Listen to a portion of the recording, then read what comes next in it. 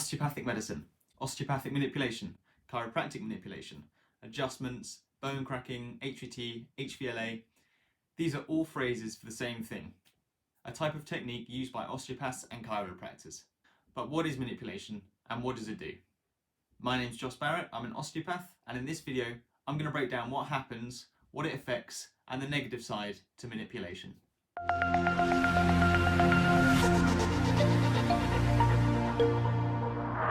So to begin with, I'll break down what happens. With joints, we have two bones, the sealed joint capsule and synovial fluid within it, which essentially acts as a lubricant for the joint. This is what makes up a synovial joint. You can't compress or expand liquid. It occupies a fixed volume of space. With manipulation, we create space between the two bones in the joint, increasing the size of the joint capsule. Because of the nature of the liquid, you essentially create a small vacuum which forces the liquid into gas, forming bubbles within the joint space. As the joints come back together, this bubble pops into smaller bubbles, and over about 20 minutes, they're gradually reabsorbed into the liquid. That's why when you crack your knuckles, it takes about 20 minutes before you can do it again. It's not fully understood as to whether it's the formation or the dissipation of the bubbles that causes the click. Common miscommunication is that your back is out, or it needs to be put back in, or it needs to be realigned. This isn't the case, but can still be language used by healthcare professionals today.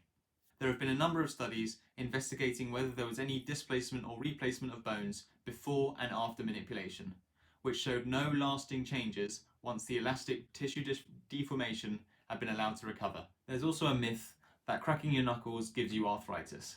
Manipulation has been shown to affect the surrounding tissue of the joint targeted, leading to an increase in movement at that vertebral level. It's also been shown to improve patient-reported pain and functional status. That's the good feeling you get afterwards. Manipulation is not an obligatory part of treatment. It's not for everyone. Your opinion on what you don't want drives the methods of treatment your osteopath will use, and is something you can discuss with them. Your osteopath will be able to find alternative methods to achieve treatment outcomes should you prefer it. Like any form of treatment, there are potential side effects. Most commonly with osteopathy tends to be feeling a bit sore for 24 to 48 hours following treatment. Manipulation isn't for everyone, and your osteopath will assess you as to whether this method of treatment is appropriate and the best pathway for you. Osteopaths spend 4 to 5 years building up their understanding of the joints and these techniques to effectively and safely perform them. You should only have this done by a trained professional. I've left the research studies below if you'd like to have a look for yourself. I'm going to try to do these videos each week, so if you enjoyed this video, please like and subscribe. If you have any comments or questions, please leave them below.